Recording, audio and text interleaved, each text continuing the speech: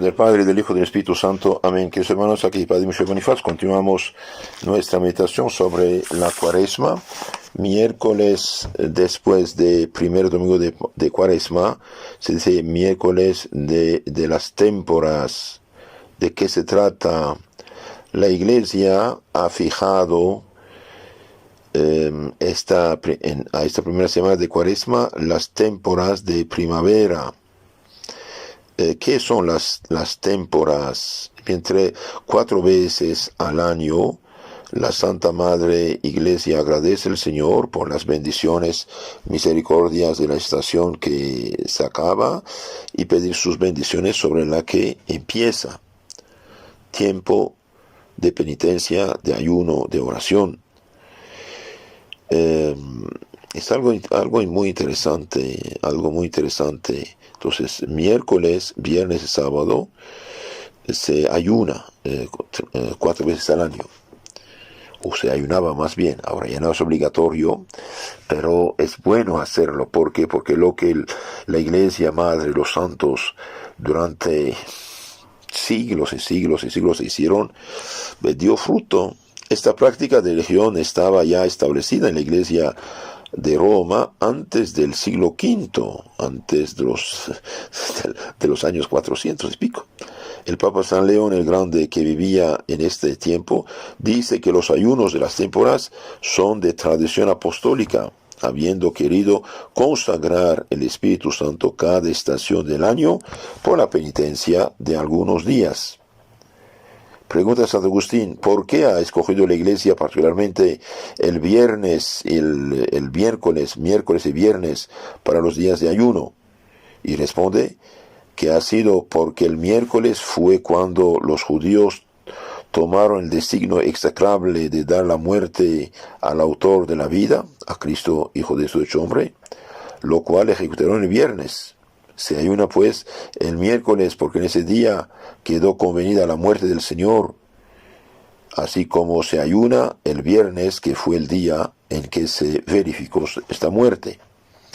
San Fulgencio, obispo de Rusbe en África, en el siglo V, ordenó que los eclesiásticos, las viudas y entre los legos, los que pudiesen hacerlo, ayunasen regularmente todos los miércoles y los viernes.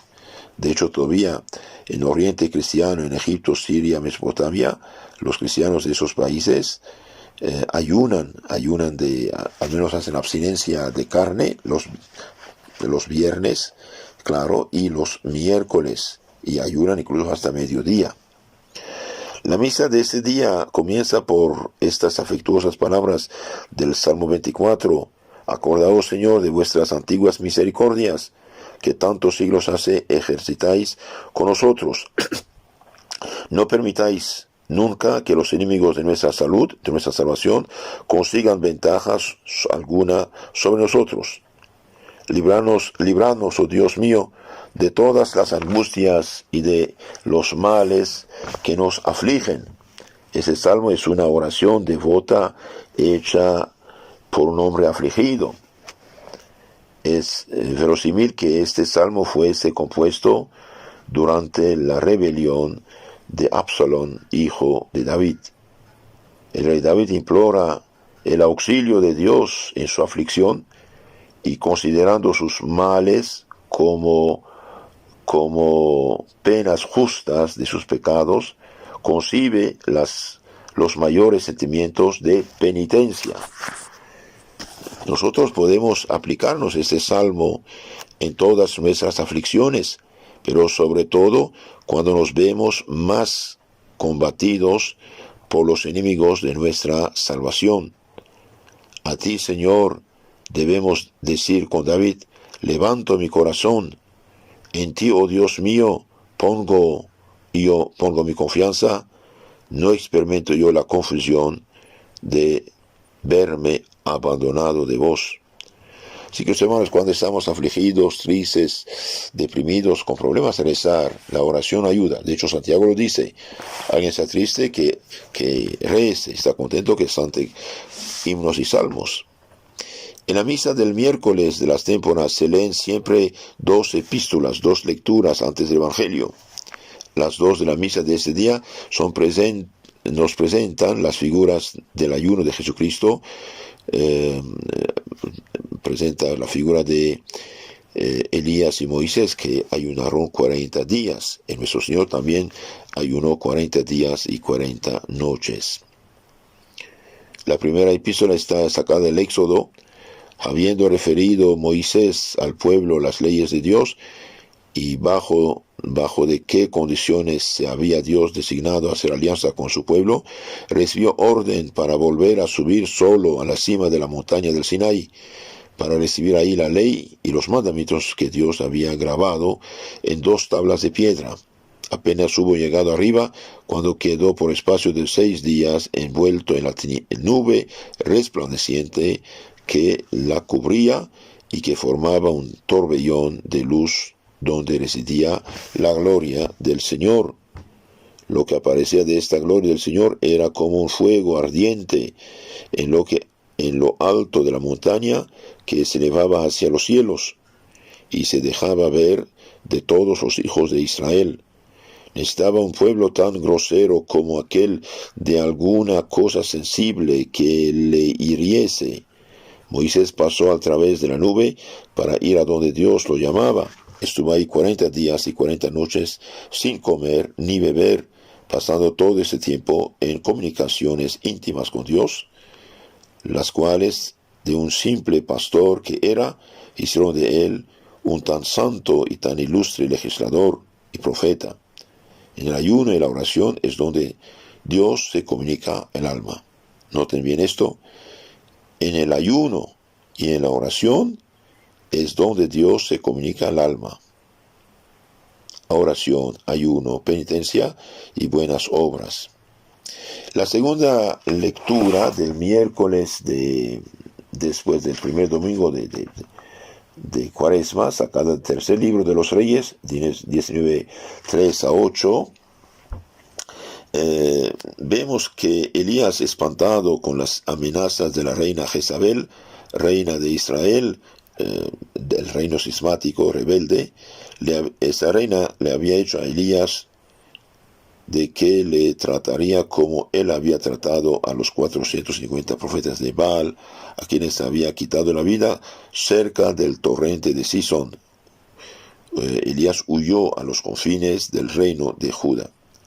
Habiendo llegado a Bersabe, despidió a su criado y se retiró al desierto de Arabia Petrea, a una legua de la ciudad. Sintiéndose fatigado, se sentó a la sombra de un enebro, en donde, abandonándose a la tristeza, hubiera deseado morir para no ver por más tiempo los crímenes que se cometían. Anegado el corazón de amargura, Señor, exclamó, sacad mi alma de mi cuerpo, porque yo no soy más mejor que mis padres. En medio de esta opresión se tendió en el suelo y durmió. Entonces un ángel, tocándole, le despertó y le dijo, levántate y come. Elías, luego que despertó, vio cerca de sí un pan o una torta cocida bajo la ceniza y un vaso de agua. Comió y bebió de aquello y se volvió a dormir. Volvió el ángel por segunda vez y le tocó.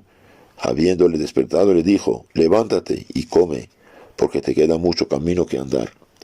Entonces, sintiéndose con más fuerza y vigor que nunca, anduvo 40 días y 40 noches sin tomar ningún alimento. Al día 40 llegó a la montaña de Sinai o Horeb, sostenido durante todo este largo ayuno por la virtud milagrosa del pan que el ángel le había traído. En este pan milagroso reconocen todos los santos y los intérpretes la figura de la Eucaristía. El que comulga dignamente en estado de gracia tiene fuerza para caminar en este mundo, en este desierto del mundo, para llegar a la vida eterna. No está menos lleno de instrucción y de maravillas el Evangelio de hoy. Acababa el Salvador de librar al poseído, ciego y mudo, y de confundir la malignidad de sus émulos que decían que si arrojaba a los demonios era en virtud de Beelzebub, cuando algunos escribas y fariseos, como si ignorasen los milagros brillantes que había hecho Cristo, y de que todo el mundo era testigo, le pidieron uno que fuese nuevo y sin ejemplar, que llamase igualmente la atención a la vista que al espíritu. Entonces piden un milagro, San Mateo 12, 38 a 50. Nuestro Señor va a contestarles de una manera fuerte. Siempre fue propia la incredulidad de cierta especie de sabios orgullosos que cierran voluntariamente los ojos a la luz, buscan nuevas razones para creer, y lo que debería tratar de adquirir es la docilidad y la humildad de corazón. Los fariseos aquí no son dóciles ni humildes, piden milagros. Hoy también muchos, en nombre de una ciencia que no es ciencia real, verdadera, rechazan la religión. No, señores. No, señor, la ciencia viene de Dios, como la fe viene de Dios. El autor de la religión, de la fe, de la Biblia y de la ciencia de la naturaleza es Dios. Por tanto, no hay contradicción entre las dos cosas. Que un físico químico no se ponga en materia de filosofía o de teología. Es otra cosa. Ahora ellos quieren tomar todo el control de todas las ciencias sin ser su especialidad. Hace falta humildad y docilidad, es lo que los fariseos no tenían. Regularmente se carece de fe cuando no hay humildad. Cuando no hay humildad, se carece de fe. El Hijo de Dios respondió a esos fariseos con firmeza, pero dirigió su respuesta al pueblo que le rodeaba. No solo es vana curiosidad de esas gentes, les dice, el exigir de mí algún prodigio ruidoso en el cielo o en el aire, sino también es una insigne malicia. La petición que me hace esta nación perversa no le será concedida del modo que ella lo desea. No carecerá, en verdad, de milagros, pero el mayor y el que ella espera menos será aquel cuya figura fue el profeta Jonás, quiero decir, la muerte y resurrección de Cristo. Ellos quieren un milagro, sí, tendrán el milagro. Como Jonás quedó 3 días y 3 noches en el seno de la ballena y fue vomitado a la orilla del mar, así pasará con Cristo 3 días, 3 noches en la tumba y resucitará glorioso. Nadie ignora que Jonás fue arrojado al mar para apaciguar la tempestad que se había movido por su causa, y que Dios dispuso que un monstruo marino, que se cree que fue una ballena, se hallase ahí para tragarle y 3 días después echarlo a la orilla del mar. Y bien, así pasará con Cristo después de su muerte. 3 días quedará en la tumba y saldrá después. También da el ejemplo de los ninivitas. Los ninivitas, la gente de Nínive hizo penitencia porque Jonás predicó y ustedes no hacen penitencia. Van a pagarlo caro. De hecho, van a pagarlo después muy caro. La reina del Saba vino de lejos a escuchar a Salomón y hay aquí alguien más que Salomón y no le hacen caso. Pobre gente, pobre gente. Por todo esto, por falta de humildad, por falta de docilidad, Hay gente que quiere, en lugar de escuchar la Madre Iglesia explicarnos la palabra de Dios, quieren ellos leer la Biblia a su modo, inventar su secta y perderse. Qué pobre gente. Cristo no dijo de leer Biblia cada quien a su modo y hacer su religión.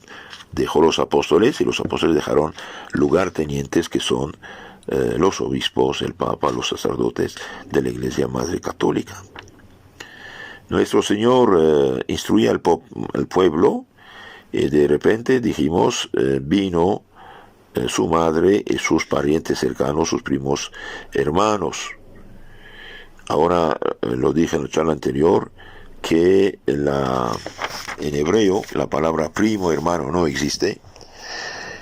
Todos los parientes cercanos, todos los primos hermanos, todos los sobrinos, tío, sobrino, paisano, que se llaman hermanos. Entonces Cristo dice en el Evangelio, todo el que hace la voluntad de mi Padre que está en los cielos, ese es mi hermano, mi hermana y mi madre. La Santísima Virgen comprendía perfectamente el sentido de estas palabras y que sabía el misterio de la encarnación, ni le pasó por la imaginación el ofenderse de estas palabras. Se sabe también que los hebreos daban el nombre de hermanos a los que nosotros llamamos primos, aquellos de quienes aquí se trata eran los sobrinos o de San José o de la Virgen, Santiago el menor, Judas, Simón y José. Podía indicar más sensiblemente el Salvador a los ministros del Evangelio hasta qué punto deben ser desprendidos de la carne y de la sangre y que las afecciones humanas no deben jamás introducirse en las funciones de su ministerio ni separarlas de él un solo momento.